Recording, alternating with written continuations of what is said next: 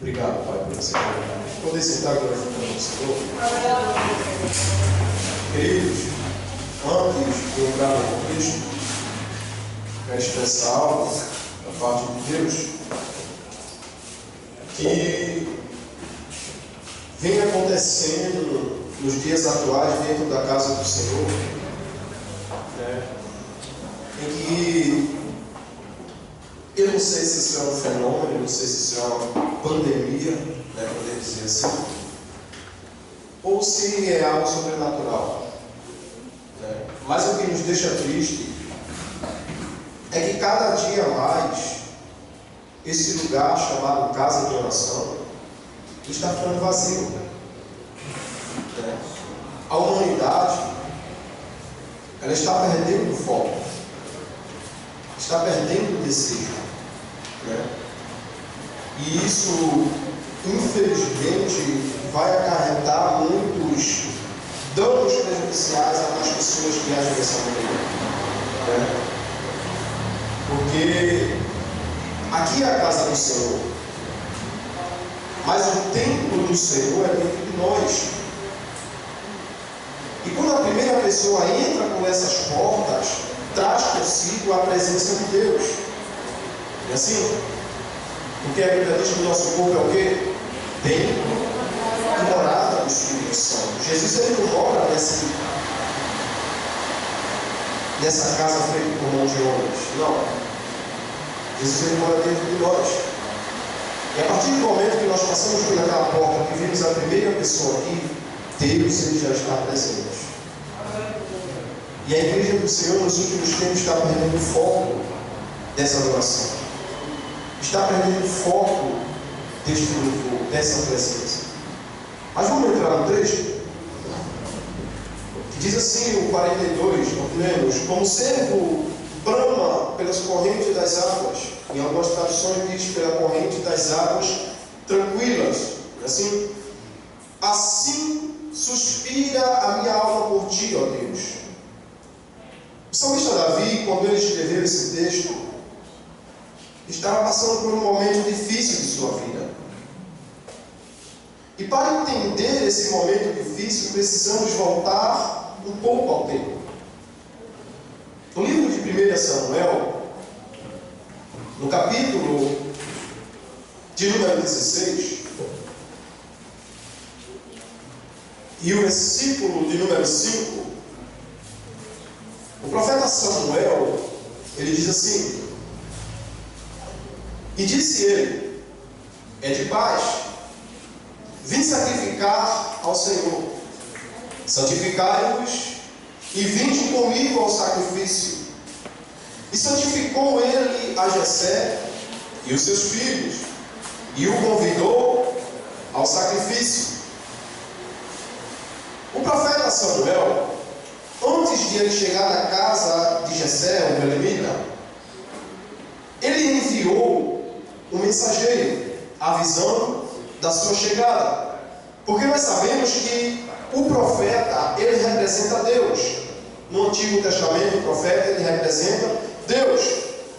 E se um profeta ele chegar em um tal lugar ou dentro de uma casa e a casa estiver bagunçada ali, ele não consegue fazer o que Deus lhe mandou. Então ele envia primeiro o seu servo para avisar: olha, está vindo aí o profeta Samuel, organiza a tua casa, ajeita a tua casa. E o texto vai nos dizer que quando Samuel ele manda esse mensageiro, a Bíblia ela não revela, mas Jessé ele está com seus 8 filhos dentro de sua casa, inclusive a Davi, que é o 8º filho de Jessé. E o texto revela que ele organiza tudo, ele prepara aquele banquete, um dos melhores banquetes. E Davi, quando ele vê aquela festa sendo preparada para receber aquele profeta, os seus irmãos se arrumando, botando as suas melhores roupas de guerra, porque se o profeta ele vem em nome do Senhor, ele vai santificar alguém, sim ou não? Separar alguém para fazer a obra do Senhor. A Bíblia ela não relata, mas nós bem sabemos, diante da história de Davi, se nós se aprofundarmos dentro dos livros escritos dito pelos rabinos, os hebreus que convivem em Jerusalém, eles dizem que Davi ele era um homem, ou seja, um jovem esquecido diante de sua família. Um jovem em que a sua família não lhe fazia muito apego. E aí quando o profeta ele chega lá nesta casa, Davi ele vê todo aquele banquete sendo preparado, aquela festa, e agora ele se alegra. Mas o seu pai ele tinha condições. E o seu pai Jessé ele tinha uma casa com uma fazenda enorme, imensa.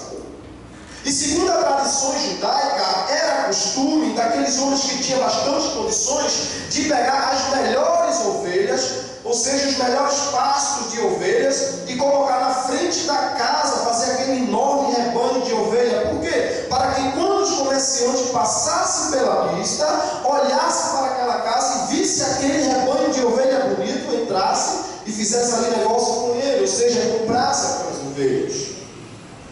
Mas havia também aquelas ovelhas que nasciam com deficiência, ovelhas que nasciam com 3 patas, ovelhas que nasciam com sua dificuldade de nascença. E essas ovelhas eram botadas na parte de trás da casa, segundo as tradições judaicas, para que os comerciantes não olhassem para aquelas ovelhas. Porque se misturasse diante das outras, os comerciantes não iriam comprar. E ali ele botava aquela espécie de ovelha na parte de trás da casa, como se fosse uma ribanceira descendo. E ali diante daquela preparação, Jessé, segundo a tradição judaica, diz que Jessé, ele mandou Davi olhar e apacentar essas ovelhas. E Jessé disse, e Davi, acredito eu, que disse assim para o seu pai: não, pai, mas eu quero ficar para a festa, eu quero participar do banquete. E o seu pai, olhando para ele, acredito que ele disse: você vai apacentar as ovelhas, você vai apacentar aquelas ovelhas. Porque Davi ele não tinha estatura, ele não tinha uma altura adequada. Porque para ser rei tinha que ter uma altura adequada para ser rei daquela cidade. A gente vê um exemplo disso a Saul. Saul ele foi escolhido por causa da sua altura, a sua estatura. E os 7 irmãos de Davi, ele tinha essa altura, mais ou menos a altura de Saul. E aí o seu pai manda que ele preparasse, ali se vestisse os seus irmãos e tira Davi do meio daquela festa e manda que Davi vá apacentar as ovelhas. E ali Davi agora ele fica triste dentro de si. Mas ele vai, porque ele era um jovem obediente, segundo a palavra de Deus diz, que ele era obediente a seus pais e temente a Deus. Aleluia! Glória a Deus! E aí Davi, quando ele chega no meio daquelas ovelhas, ele apacenta, coloca aquelas ovelhas nos pastos bem verdezinhos. E aí ele vai para longe, para baixo de um arbusto, olha para aquelas ovelhas e começa a escrever o Salmo de número 23. Ele olha para aquelas ovelhas e diz assim: assim como essas ovelhas têm pastor, o Senhor é o meu pastor, e nada me faltará. A igreja testada me faz em verdes pastos. O salmista Davi, ele colocando o Senhor nos seus planos. Aleluia! E ali, quando ele termina de escrever aquilo, a gente sabe que, segundo a tradição judaica, é de costume que uma pessoa dentro da família, para agradar o seu pai, para chamar a atenção do seu pai, ele fazia o quê? Eles caçavam um animal e faziam um guisado para chamar a atenção do seu pai. Não foi assim que aconteceu com Isaac? Isaac mandou que o seu filho Esaú lhe caçasse um animal e preparasse para ele o melhor guisado. Por quê? Porque Isaac queria abençoar o seu filho Esaú. Está lá no livro de Gênesis 22, do 3 ao 4. E Davi ele pensou: eu tenho que fazer alguma coisa para chamar a atenção do meu pai. Eu tenho que fazer alguma coisa para agradar ao meu pai. E aí ele começa a imaginar como é que ele ia fazer. A Bíblia ela vai nos falar de cervo. Alguns aqui já conhecem o que é cervo. É um animal dificilmente de ser caçado. Um animal que vive pelas montanhas. montanhas. Aquele animal que pula só dentro dos matos, não é assim? Quando o leão vai pegar ele, nem o leão às vezes consegue pegar. Para o leão pegar, o leão demora horas e horas tramando o ataque para pegar esse animal. E aí Davi ele começa a subir essa montanha na captura desse animal, porque é um animal difícil de se achar. E aí eu acredito que ele pensou que se eu fizer um guisado desse animal para o meu pai, ele vai mudar das suas atitudes para comigo. E aí ele começa a sua caça, caçando esse animal. E ele vai olhando as pegadas, os galhos no meio dos matos quebrados, e vai seguindo. E chega um certo ponto que Davi agora encontra um leão também na caça do cervo. E nós sabemos que o leão, ele não caça o animal como o homem caça. O leão, ele sente o olfato, ele vai pelo cheiro da sua presa. E aí, Davi ele olha para o leão, olha para aquelas pegadas daquele cervo, e diz em seu coração: se eu for com as minhas forças, eu não vou conseguir pegar esse cervo, mas eu vou usar a minha estratégia. Eu vou seguir o leão pega o cervo, provavelmente o leão não vai conseguir comer tudo, e aquilo que ficar eu pego e faço guisado para o meu pai. E aí começou aquela caça. Imagina só aquela cena: o leão indo pelo olfato, e Davi atrás do leão para pegar o restante da caça do leão. E aí ele foi, e o cervo, quando ele corre, ele libera como se fosse assim, uma substância de medo. Sai deixando entre os galhos, entre os matos, entre os capins, e ali os matos quebrados. E o leão ele vai seguindo atrás desse rastro, porque por mais rápido que o leão seja, dentro da sua velocidade ele não conseguiria acompanhar esse cervo. E aí ele foi por onde? Pelo olfato. E o leão ele vai seguindo, e Davi vai seguindo atrás desse leão. E chega um certo ponto na margem de um rio, em que o leão ele para. E quando o leão ele para, ele levanta a sua cabeça e começa suspirando. E Davi de longe vendo aquela cena. E Davi entendeu: o leão se perdeu. O leão não conseguiu acompanhar o olfato. Ele se perdeu diante da sua caçada. Mas eu vou esperar para ver o que é que dá. E o leão ali na beira daquele rio, aquelas águas tranquilas passando, aquelas águas cristalinas passando no alto da montanha, e o leão levantando a cabeça, procurando aquele cervo, sem conseguir achá-lo de sua visão, e o seu olfato também ele já tinha perdido daquele cervo. O leão agora desiste da sua caçada. Quando o leão desiste da sua caçada, aí Davi diz: eu acho que eu perdi o meu guisado. Eu acho que eu não vou conseguir agradar mais o meu pai. Eu acho que eu não vou conseguir mais fazer a diferença entre meus irmãos. E Davi agora ele vai lavar o seu rosto dentro daquela água. Quando Davi ele se aproxima de um arbusto, ele escuta o arbusto se mexendo. E quando ele olha de lado, quem ele vê? O cervo, todo molhado, todo ensopado, daquele jeitinho quando sai do banho. Ele olha para aquele cervo, e o cervo começa agora a se bater para tirar a água do seu corpo. E quando o cervo ele começa a se bater para tirar a água do seu corpo, Davi entendeu o que Deus queria dizer para ele. Davi olhou para o cervo e entendeu. O cervo, na medida que ele veio correndo, ele veio o quê? Deixando rastros. Que rastros foi esse? Rastro do medo.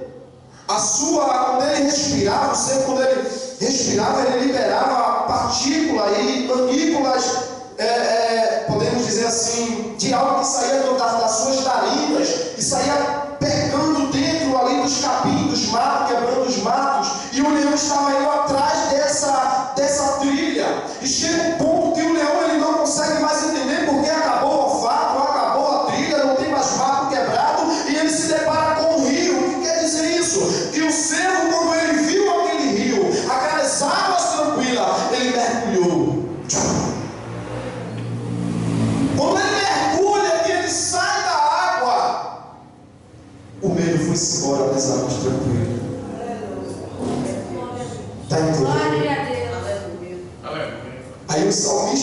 veio aquela situação, eu não sei como foi que ele escreveu, se foi de caneta, se foi de pena, de galinha, eu não sei como foi que ele escreveu.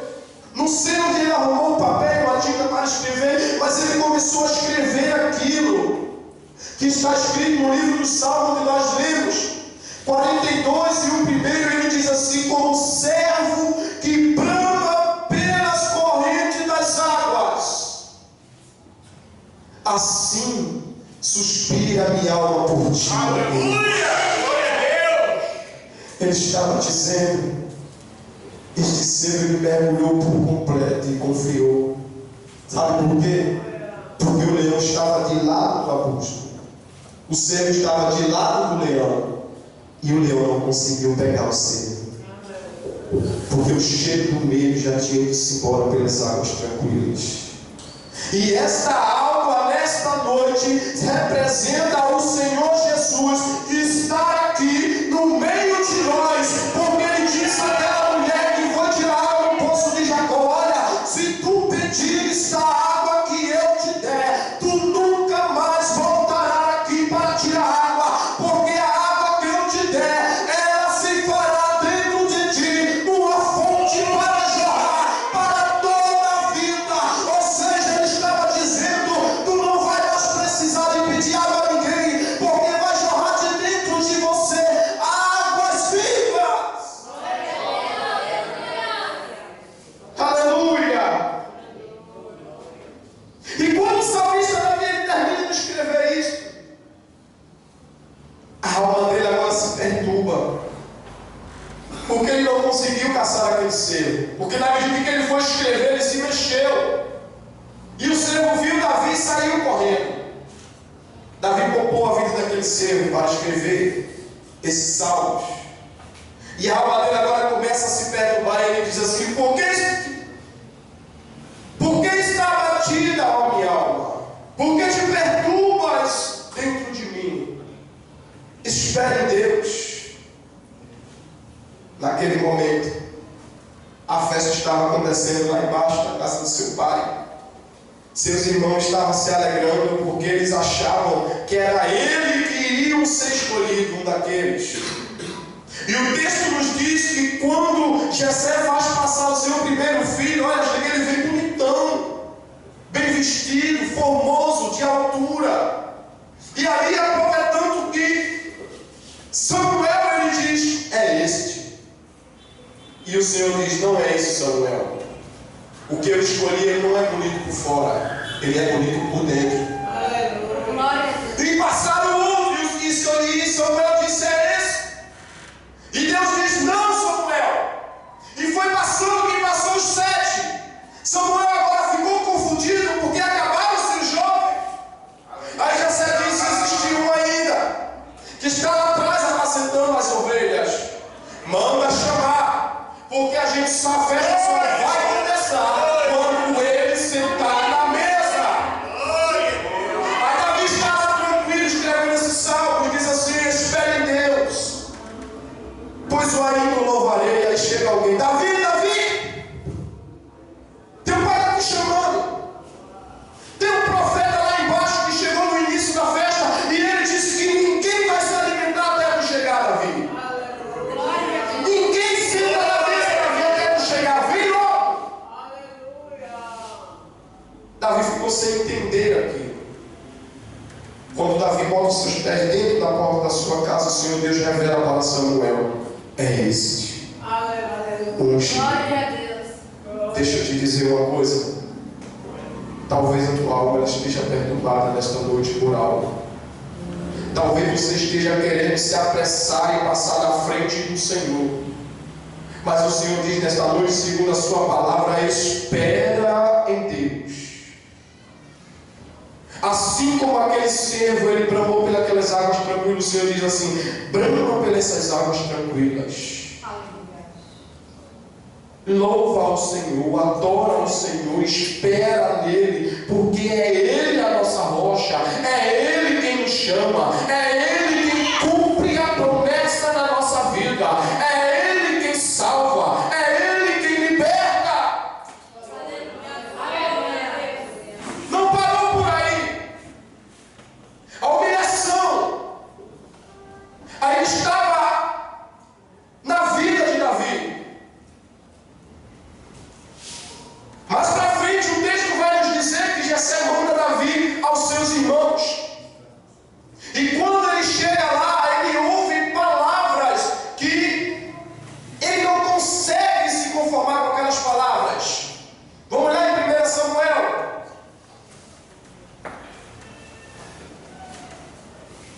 Aleluia, bendito seja o teu nome, Senhor.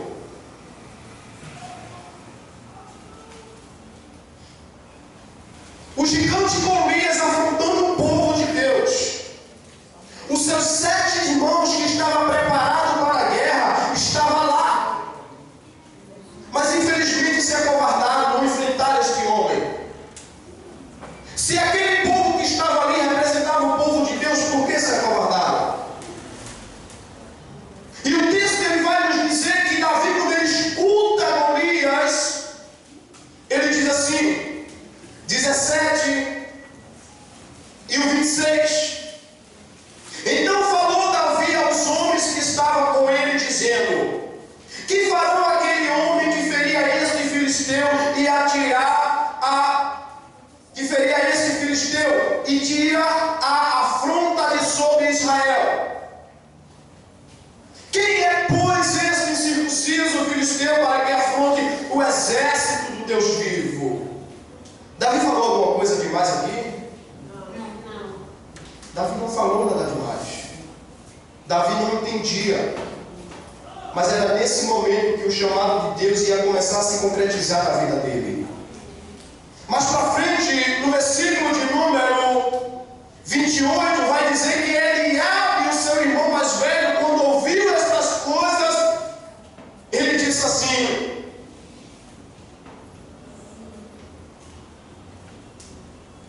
e acendeu-se a ira de Eliabe contra Davi, e disse: por que desceste aqui? A quem deixaste aquelas poucas ovelhas no deserto?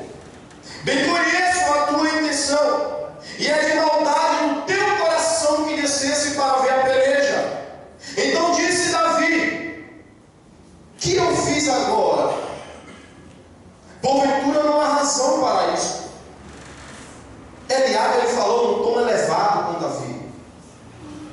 Eliabe, ele tentou abater a Davi, porque Davi ele não tinha estatura, ele não tinha tamanho para estar ali diante daquela guerra, e nem tampouco entrar diante daquela situação. E ali agora começa a escantear o seu irmão mais novo. Ele começa agora a humilhar o seu irmão mais novo. Mas Davi ele não deixa se abater com as afrontas, porque quem tem chamado não baixa a cabeça. Aleluia. Quem tem chamado não olha para trás. Glória. Quem tem chamado não deixa a chama do Espírito Santo se apagar na sua vida. Aleluia. O texto vai nos dizer que Davi ele segue em frente para a batalha. Muitos não entendiam. Davi, quando ele desce aquela rampa para lutar com Golias, Davi estava desse tamanho aqui e Golias estava mais ou menos aqui, ó.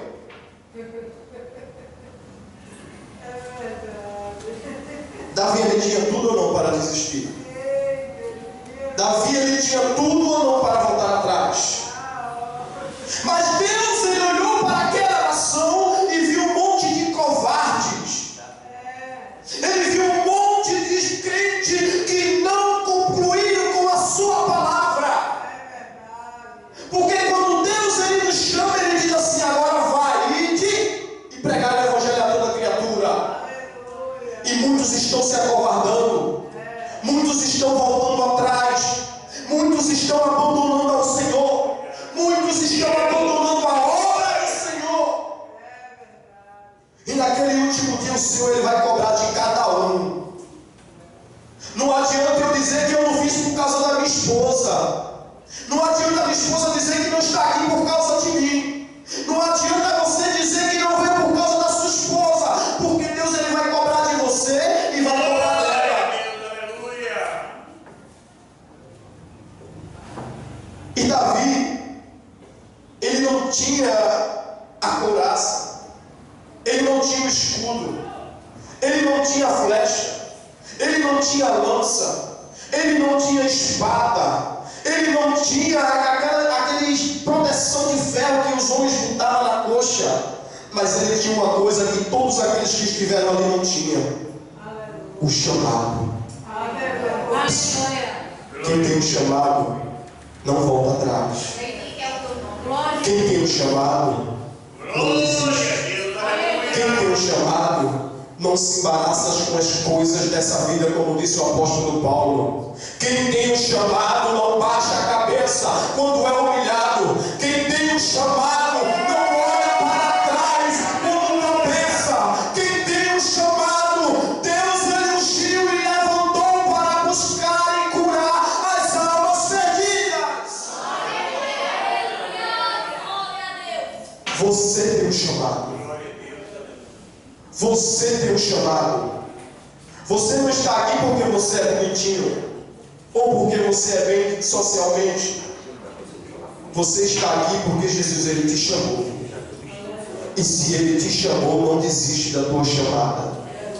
Não abandona a tua cruz. O Senhor Jesus nesta noite ele é a tua força. Fortifica-te na palavra do Senhor, porque ele é a tua força. O salmista Davi ele diz assim: espere Deus, pois eu ainda o louvarei. Não adianta se apressar. Quem tem um chamado sabe esperar. Quem tem um chamado sabe falar. Quem tem um chamado sabe tratar. E com o salmista Davi não foi diferente. O salmista Davi ele poderia não ser aceito no meio dos seus irmãos, mas Deus ele olhava para Davi e via Davi o rei. O salmista Davi, quando ele olhava para os seus irmãos, ele olhava para cima, porque eles eram altos. Mas quando Deus olhava para os irmãos de Davi, ele olhava para baixo, porque era tudo pequenininho diante de Deus. Deixa eu te dizer uma coisa: não importa o gigante que vai se levantar na tua vida, tu tem um chamado. Usa as tuas armas que Deus te deu, porque você vai vencer essa guerra. Você vai vencer essa peleja. Quando Deus ele nos chama, não é para perder, não é para voltar atrás, não é para baixar as armas. Quando Deus ele te chama, é para vencer. Não importa quem vem te humilhando, te maltratando, maldizendo o teu nome. O que importa é que Deus ele é na tua vida. E que o teu chamado é com ele, não é com o pastor. Muitos acham que o chamado é com o pastor. Aí sai da igreja e diz: o culto hoje não foi essas coisas. Porque foi fulano que pregou e Beltrano que dirigiu. Deixa eu te dizer uma coisa. Quem faz o culto ser avivado é cada um de nós. Não é um pastor, não é um presbítero. Porque se nós não estiver em retidão com o Senhor, nós não vamos sentir a sua presença. Não adianta a gente dizer, botar a culpa no dirigente nem no pregador. Não adianta. Porque a adoração ela vem de dentro, ela não vem de fora. E quando o culto tem louvor, tem a palavra, já é o suficiente para a igreja se alegrar diante da presença de Deus, porque Ele se faz presente no meio da sua igreja. Quando a gente passa por essas portas, a gente não vem receber de Deus, a gente vai vir dar para Ele o que Ele merece. A adoração, o louvor, mostrar para eles, mostrar para Deus que a gente conseguiu por causa dele, não foi por causa das nossas forças. Todo dia eu oro lá no trabalho antes de iniciar a nossa rotina. A nossa rotina é pesada, alguns aqui conhecem o meu trabalho, mas eu peço a Deus força. Quando termino eu agradeço, porque eu sei que é Ele quem me dá. Então, igreja, é Jesus quem nos prepara, é Jesus quem nos capacita, é Jesus quem nos chama, é Jesus quem nos unge, é Jesus que nos exalta, é Jesus que faz a nossa estrela brilhar. E por esse motivo é motivo de agradecimento a Ele. Jesus ele está voltando. Existe um lugar chamado Nova Jerusalém, que é preparado para aqueles que o esperam. Lá no livro de João 14, ele diz assim: não se turbe o vosso coração. Crede em Deus, crede também em mim, porque na casa de meu Pai há muitas moradas. Você tem essa moral para dar. Então não perca essa chama. Não perca esse desejo de morar neste lugar. Porque quando a gente perde esse desejo, acontece como muitos estão fazendo hoje, abandonando a obra do Senhor. Não dá satisfação ao pastor. Às vezes o pastor pensa até que está desviado, porque faz muito tempo que não vem à igreja. Não dá uma satisfação. E agora a igreja fica preocupada: será que fulano de tal se desviou? Será que fulano de tal saiu da presença de Deus? Fulano de tal quer estar no comodismo. Aí quando chega aqui, o pastor não vai me visitar. Ô crente, Jesus, ele te chamou, não foi para ficar em casa. E essa é uma das piores tempos para o cristão ficar em casa. Sabe por quê? Essa festa mundana que está acontecendo, para se trocar diante dessa festa, não precisa estar lá. Não precisa se vestir, não precisa se preparar para estar nesse lugar chamado festa de carne vai. Não precisa. Está em tuas mãos, só com um clique. Ligou a televisão, tu já está lá. E os crentes hoje em dia não querem vir mais à igreja por conta dessa facilidade. E aí muda de canal, vai para outro canto. E vai para outro canto e termina de mesmo jeito adorando essa divindade. Como foi dito aqui pelo nosso presbítero Ciro. E aí vai caindo negativamente, espiritualmente na presença de Deus. Porque, igreja, o que a televisão tem para nos dar espiritualmente? Não tem nada. A não ser se for o canal evangélico. Um canal onde tem a ministração da palavra de Deus, onde tem os louvores, onde nós edifica a alma, alimenta a nossa alma. Mas fora disso, novela, assistir essas coisas imundas que estão passando na televisão hoje, é para matar o crente. E Satanás ele tem investido fortemente nessa estratégia, porque muitos cristãos estão caindo espiritualmente. Muitos cristãos não estão atendendo o seu chamado, não estão exercendo a sua função na qual Deus lhe chamou. E por esse motivo Deus ele trouxe aqui nessa noite para te alertar, porque Jesus ele está voltando. E ai daquele que não escutar o soar da trombeta, vai ser sofrimento. A lição da escola bíblica cristã vem falando sobre o avivamento espiritual na vida dos crentes. E sexta-feira agora, alguns aqui estão presentes, estavam na sexta-feira na aula, a gente viu que cada discípulo ele teve uma morte indesejável, uma morte que ninguém deseja. Imagine que é você ser cerrado pelo meio vivo, que o nosso pastor falou aqui. Imagine você ser crucificado. Essa foi uma das mortes feita há 2 milhões de anos atrás. Após a volta de Cristo, aqueles que ficarem vão sofrer pior. Sabe por quê? Eles vão torturar você sem lhe dar anestesia. Sabe quando vai fazer uma cirurgia numa pessoa?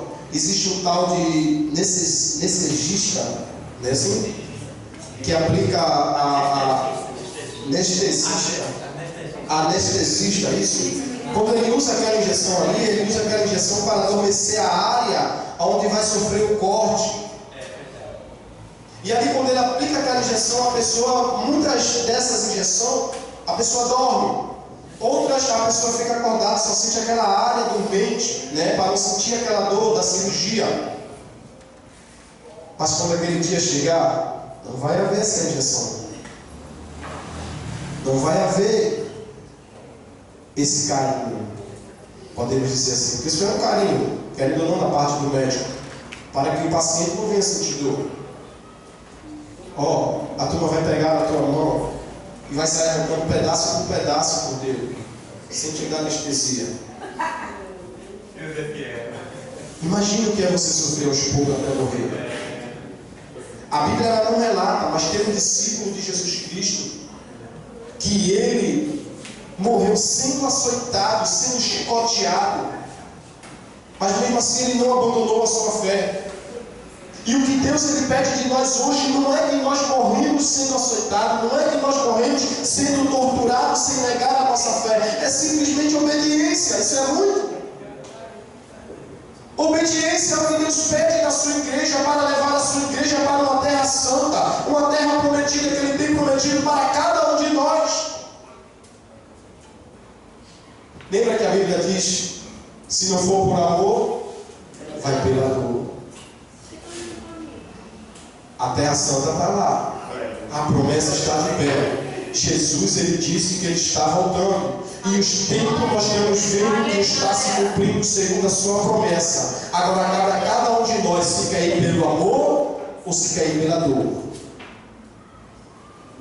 Vamos se apegar mais com Jesus, vamos dar mais a mãos, vamos amar mais os irmãos, porque Jesus ele está voltando, igreja. E a Bíblia diz que nada que contamina aquela cidade vai entrar lá. Vai entrar lá, nada disso não vai entrar lá. Nessas portas aqui passa pecador, passa traidor, passa adúltero, passa mentiroso, passa todo tipo de cristão. Mas na porta do céu só vai quem é santo. Então se santifique na presença do Senhor. Porque bem-aventurado aquele quando o Senhor voltar vos encontrar fazendo assim. Amém? Eu agradeço a oportunidade. Peço aos irmãos que nos ajudem em oração na escola dominical. Necessita da compreensão dos irmãos, necessita da presença dos irmãos. Está uma bênção para a glória de Deus, né? Que Deus ele tem nos ajudado espiritualmente a crescer na sua presença, a conhecer mais de perto, né? Então desde já eu convido a todos, e a nossa EBC nesta semana irá ser na sexta-feira, e assim o presbítero, por conta da festividade das crianças que vai haver aqui no sábado, e todos vocês já estão convidados. E ó, essa semana agora, sexta-feira, vai ter uma dinâmica especial, tá? Lembra da passagem de Ezequiel do Vale do Seco? Você está convidado a participar dessa passagem, tá bom? Que Deus abençoe em nome de Jesus e retorne a direção para a minha direita.